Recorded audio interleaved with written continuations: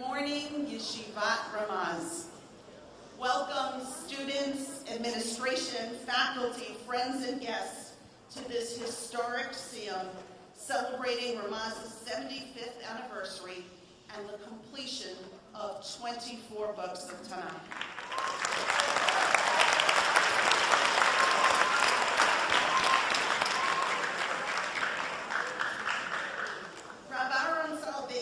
Offered a fascinating insight into Kabbalat HaTorah.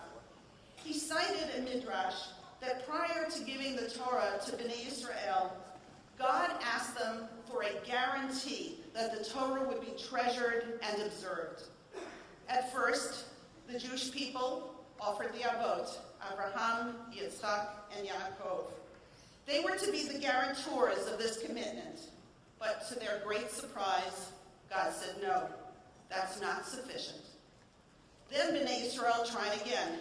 This time, they offered the Nevi'im, the prophets, as their guarantors. And again, God said no. Finally, Bnei Israel said, "Let our children be our guarantors." And this time, God said yes with great joy. From God's perspective, the Torah was far too precious a gift to give to a select group, or even just to a few generations. It had to be an eternal legacy, a gift for generations to be transmitted forever, from one generation to another.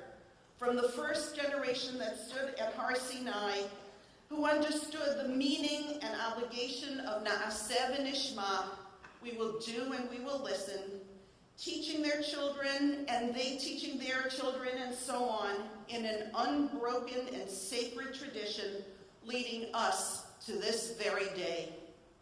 Today, through this historic Siyyum on the 24 books of Tanakh, you all join in this magnificent tradition in the same way that Bnei Israel did at Har Sinai. Rashi tells us that they were ki'ish echad b'lev echad, totally united, as if they were one person with one heart. This is exactly how the Ramaz family is concluding its 75th anniversary year, by having each of us participate together, from our third graders to our graduating seniors, Ki'ish echad b'lev echad.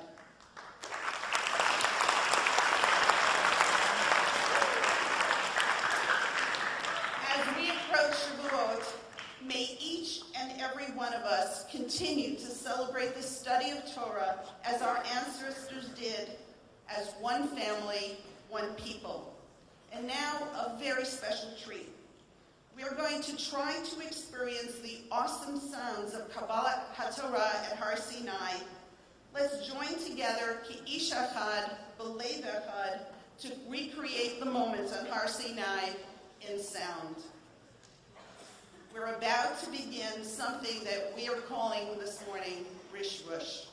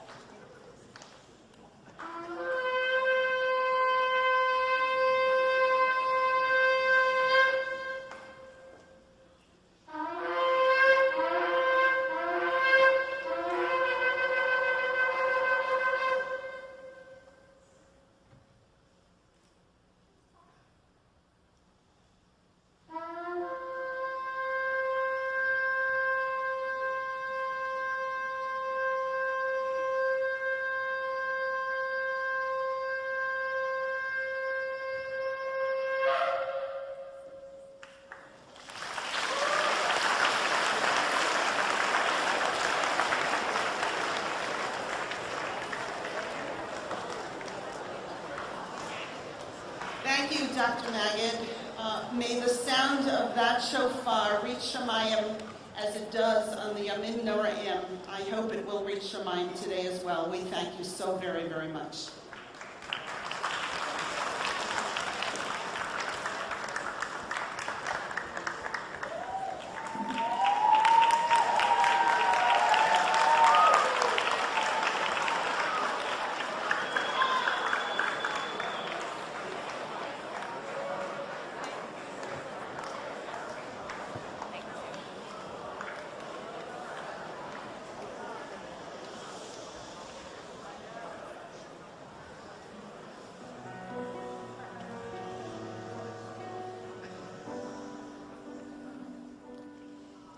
I was made way back in 1842 by a humble man, a real God-fearing Jew, who did his work with honesty, feeling and with pride. He was known in Kiev as Yankala the scribe. Loving care with hands so sure and still, he formed me with some parchment, ink and quill. Each day he slowly added to me just a few more lines, with words to last till the end of time. And on the day that I was finally complete, the whole town came and filled the narrow street. And they sang and danced and held me high and carried me away to the little wooden shul where I would stay. And as the rabbi held me close against his chest, he spoke out loud and clear to all the rest. Oh, say no matter if you're very young or even if you're old, live by the words you find inside this scroll. And as the rabbi held me close against his chest, so speak out loud and clear to all the rest. Oh, say no matter if you're very young or even if you're old, live by the words you'll find inside this scroll. Live by the words you'll find inside my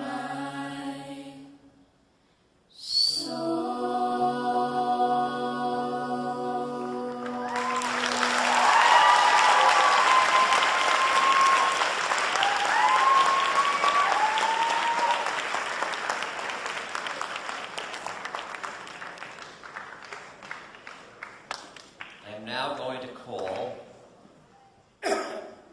on the most veteran teacher in Ramaz, a man who is going to teach for the 50th year in a row in Ramaz, Rabbi Meir Moskowitz, to open the ark.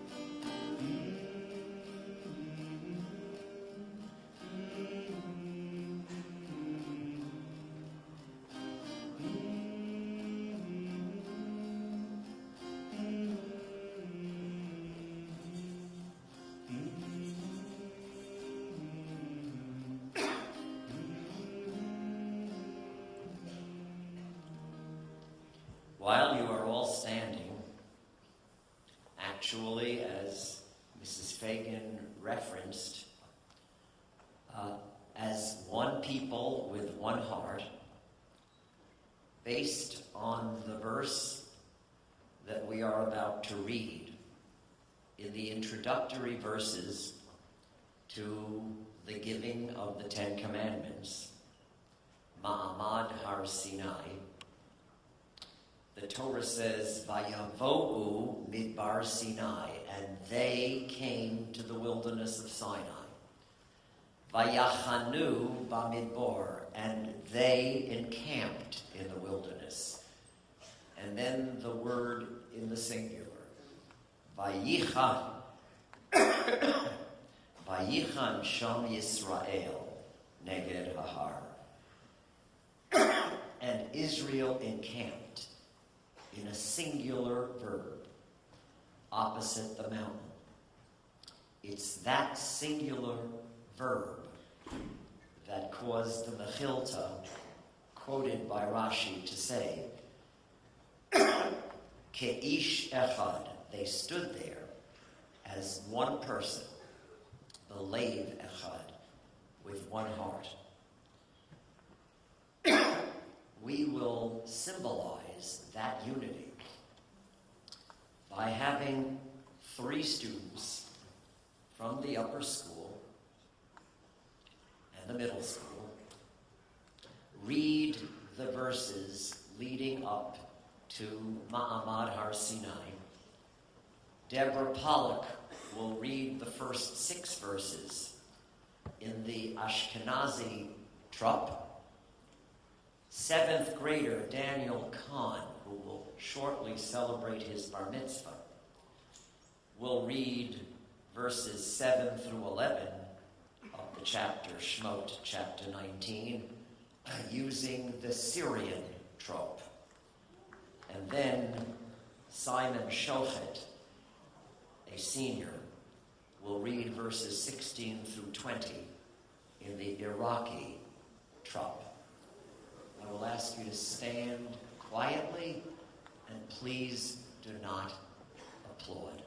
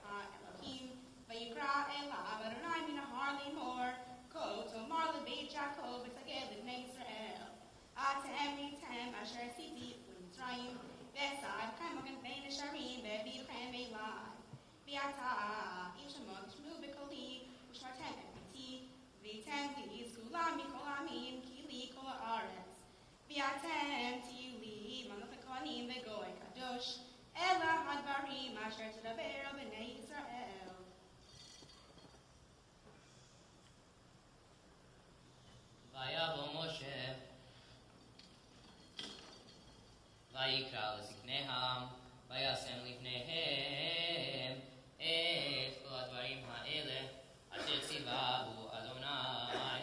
ויענו כל העם יחדיו, ויאמרו כל אשר דיבר אדוני נעשה.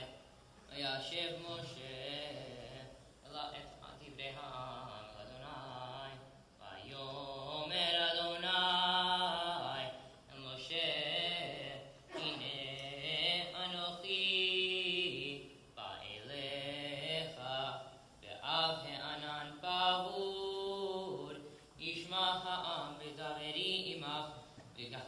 וגם בך יאמין אל עולם. ויגד משה דברי העם אל אדוני, ואומר אדוני אל משה, לך אל העם, הקדשתם היום ומחר, וכיבסו שמלתם, והיו נכונים ליום השלישי, כי ביום השלישי ירד אדוני לעיני כל העם על הר סיני.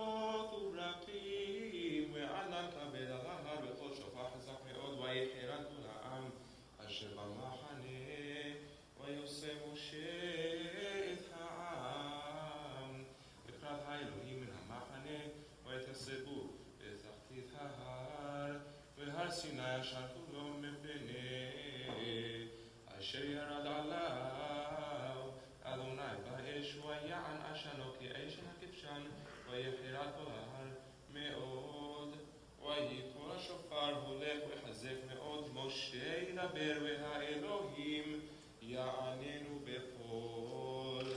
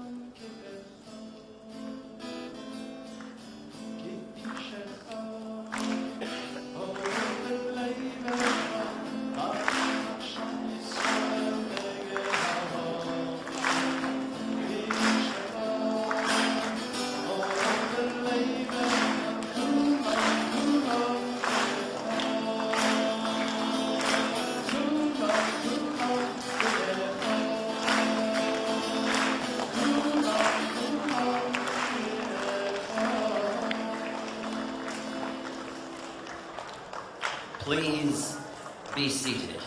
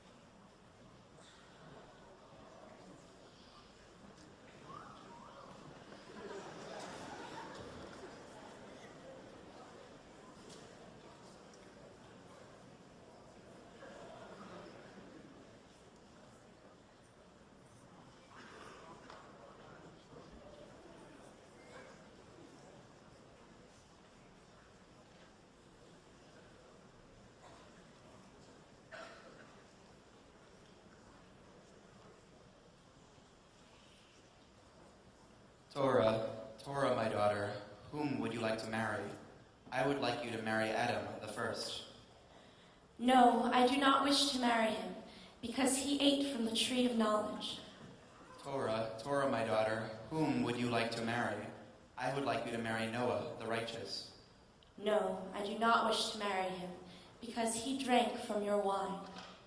Torah, my daughter, whom would you like to marry? I would like you to marry Abraham the Hebrew. No, I do not wish to marry him, because he asked, "How will I know that I will inherit the land?" Torah, my daughter, whom would you like to marry? I would like you to marry Isaac, the bound one.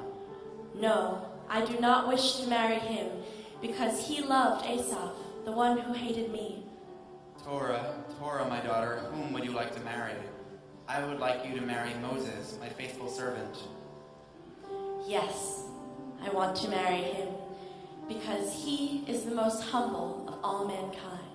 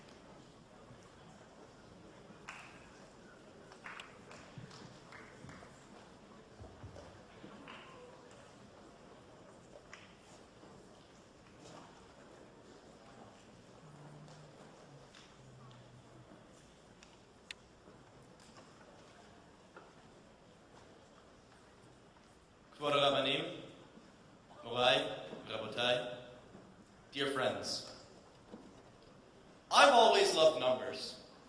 They're clear, precise, unambiguous, and offer solid solutions. In fact, we are all brought up in a society where the application of numbers is a necessity. You need them to count, you need them to measure, and, most importantly, you need them for math class. All in all, we can conclude that numbers are simple and tangible, right? Well, they might not be so clear-cut after all. Take, for example, the device I'm holding. I'm sure most of you have seen it. It's the Rubik's Cube. We all have had that moment, or at least I know I have, where I sat down with the cube confident that I'd be able to figure it out on my own, and then 5 hours later just gave up hopelessly. Little did I know at that time that what was working against me was, in fact, numbers. I mean, my task was almost impossible. I had to find one right solution out of 500 quadrillion possible permutations. When I came to this realization, I saw a new side to numbers, an ethereal and limitless quality that seemed to contradict my previous conceptions. So, how to solve this apparent paradox? Maybe we can look for an answer in a Torah context. Let's for a moment focus on the idea of numbers in the holiday of Shavuot, namely, the process of counting during the Yomim. There's a well-known dispute as to whether we tally days or weeks. The Gemara in Menachot Samech Vav brings the following: Amar Abaye, mitzvah lemimnei yomei, u'mitzvah lemimnei shavuot. The Rambam in his Sefer HaMitzvot proves that Yomei, days, and Shavuot, weeks, in fact represent one integrated mitzvah. Yes, leading up to the great moment of Matan Torah, we count single days. This practice reflects our daily religious life with its many mitzvot and individual acts of devotion. But in order for these singular acts to amount to a religious framework, they need to add up to the greater whole. This is represented by the counting of the weeks. The Rav elaborates on this aspect of the counting process. Time awareness, he explains, can be both short and long-term. By planning ahead long-term, Shavuot, we give our lives purpose and perspective. By focusing on the short-term, Yomei, we enjoy the present and its unique opportunities. Referring to the opinion of the Rambam, the Rav explains that only the integration of both can create the complete basis of Jewish faith. This part and whole concept seems to permeate many aspects of Shavuot. We can also find it in the famous exclamation we say every Shabbat, Na'aseh v'nishma hu ke'echad. As much as these words have always moved me, they've also given me pause. Ke'echad, like one. Did you ever wonder about the individual voices that made up that collective exclamation?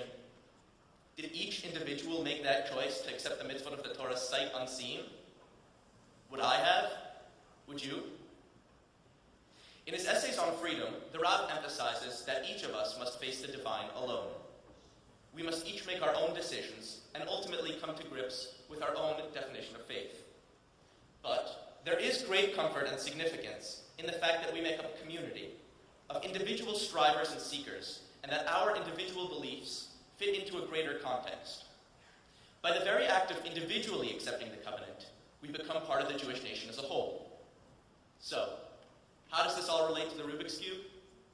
Well, in the end, after long hours of practice, I learned how to solve the puzzle, but not before coming to an important realization, that the solution comprises various steps that, by themselves, seem to have little value, but when done in combination, are truly effective. Just as each piece in the cube must work not only on an independent level, but as members of a larger whole, so too we function independently and as members of a larger community. And so too, if one piece of the puzzle is misplaced, the entire effort is compromised. Just the same, only when each of us is willing to do his or her part can we come together effectively. We are here today to celebrate our Siyyum Tanakh. We each focused on one or two chapters of Torah this year, and together we completed all of Tanakh. We all learned different topics at a different pace, with a different focus, and probably with different effects on us religiously. But at the end of the day, we all worked together, ke'echad, achieving one common and unifying goal. As we get ready to celebrate Matan Torah, just like generations before us, and hopefully, just like generations to come. Chag Sameach and Mazal Tov.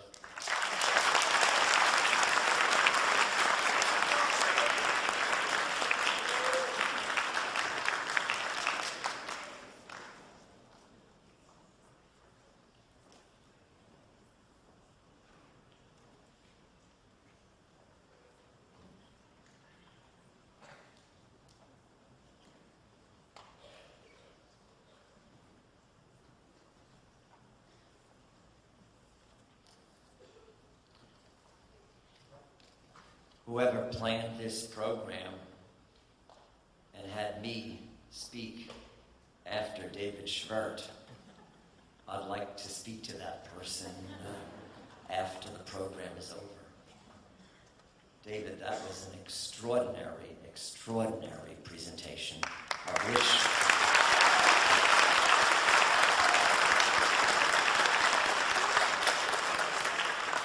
which my Rebbe, Rav Yosef Dov Soloveitchik Alevi, Zecher Tzaddik L'Bracha, would have been extremely proud.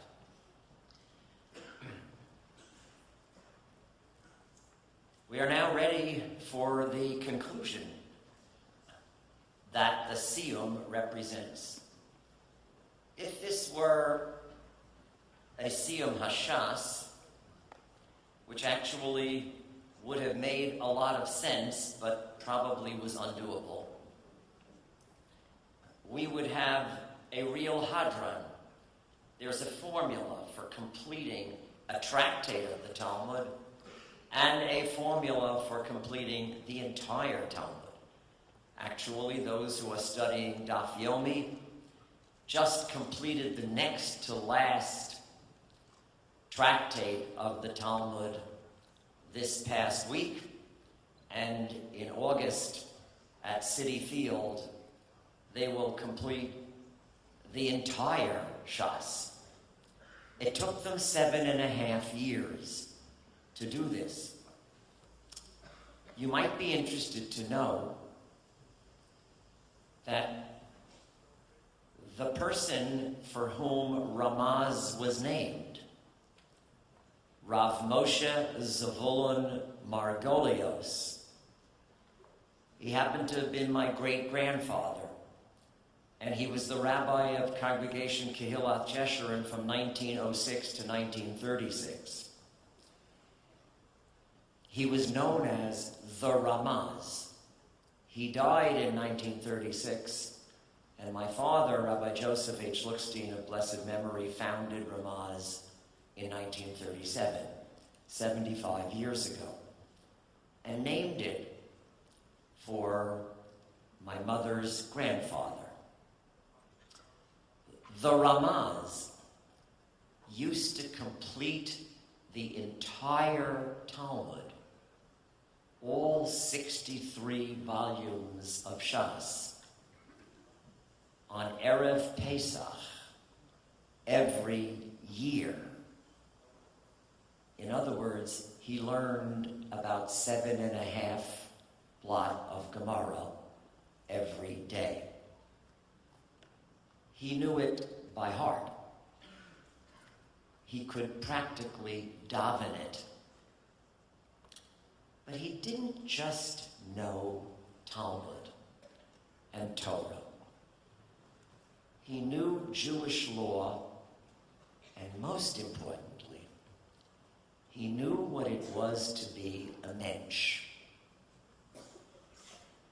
a person, a human being. My father told me that one Friday in the afternoon, he was visiting with his grandfather by marriage, and a poor woman came in to show the Ramaz, Rav Moshe Zvulun Margolios, a chicken which had a serious blemish, a hole in its stomach. And he wanted to show the Ramaz, she wanted to show the Ramaz the chicken because she wanted to use it for Shabbos. The Ramaz took a look at it, called my father into the adjoining study, and he said, "Nu, mein Kind, my child, what do you think?" My father said, "Well, it's pretty open and shut. That chicken obviously swallowed a needle. It punctured the stomach, and that's one of the 18 signs of typhus. It's treif." My great-grandfather said, "Not so fast." And he went over to the shelf and pulled out a sefer of psak, decisions on Jewish law, quickly opened it to a particular page, and said, "You see here, mein Kind, this achron, this late posek, says that in this particular case, it's not treif, it's kosher." And he said, "Wait 1 minute more." And he went back to the shelf and pulled off another sefer, opened it up and showed it to my father and said, "You see, in this case, this achron too says that the chicken is kosher." He said, "Mein Kind, this is a poor woman. It's Friday afternoon. She has only one chicken for Shabbos. If you and I decide that it's treif, she has no Shabbos. Let's take a little responsibility on our shoulders and rely on these two achronim and tell this woman to have a good Shabbos." That was the man for whom this school is named. A man who completed the Talmud every year on Erev Pesach. But a man who, above all, was a mensch. And he knew Derech Eretz Kadma LeTorah. So we are ready to finish, but there's no formula for finishing. So we should take the formula that we observe on Simchat Torah when we finish reading the Chamisha Chumshei Torah. And what do we do on Simchat Torah? We read the last few verses of Devarim, and then immediately we start the first verses of Breshit. We begin all over again, because that's what a hadron means, to return and to keep on learning. So I would like to read for you the last few verses of Divrei Hayamim, which is the 24th book of Tanakh. It's actually a history book, and it ends with the history of the destruction of the Beit HaMikdash in 586 before the Common Era. And it speaks about Vayisrafu et Beit HaElohim, Vayanatetsu et Chomat Yerushalayim, V'chol Armenoteha, Sarfu Va'esh, V'chol Klei Machamadeha Lahashchit. The Babylonians destroyed the Beit HaMikdash and all of the palaces and took into captivity all of the utensils. But that wasn't the end of the story. 70 years later, as Yirmiyahu had predicted, Uvishnat Achat Lechoresh Melech Paras, the first year of Koresh, Cyrus, the king of Persia, Lichlot Devar Hashem B'fi Yirmiyahu, Heir Hashem et Ruach Koresh Melech Paras, God caused Koresh's spirit to be moved. Vayaver kol b'chol malchuto v'gam b'michtav lemor. And he issued a proclamation. Hatzharat Koresh, it's called. The proclamation of Cyrus, in orally and in writing. Ko amar Koresh melech Paras. Kol mamlachot haaretz natan li Adonai Elohei hashamayim. V'hu fakad alai livnot lo bayit b'Yerushalayim asher b'Yehuda. God has given me all of these lands, and he commissioned me to build a new temple for him in Jerusalem, which is in Judea. Mi vachem mikol amo, who among you from all of God's people, Hashem Elokav imo, may God be with him, v'ya'al, and may he or she go up to Yerushalayim. This was the declaration of Cyrus, giving the Jews in Babylonia permission to go on Aliyah to Israel, which many of them did, and there they rebuilt the temple. Think about it. Children, teachers, friends, we lived through all of this chapter, the last chapter of Tanakh. We saw the inferno, the burning, the destruction of European Jewry in the 1940s.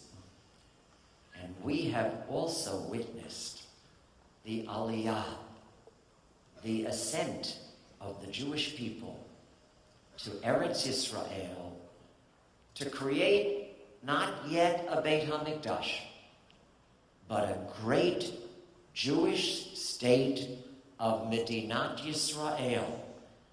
In our lives, we saw the destruction and we saw the reconstruction, just as the Tanakh promised. And that is the conclusion of 24 books of the Tanakh. And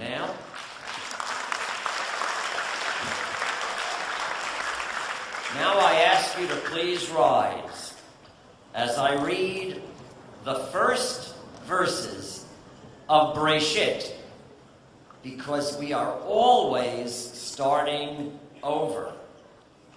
Bereshit bara Elohim et hashamayim ve'et haaretz v'haaretz hayeta tohu vavohu v'choshech al panei tehom v'ruach Elohim merachefet al panei hamayim vayomer Elohim yehi or vayehi or vayar Elohim et haor kitov vayabdel Elohim bein haor uvein hachoshech vayikra Elohim la'or yom v'lachoshech kara layla vayehi erev vayehi v'hoker yom echad. Amen. Please be seated.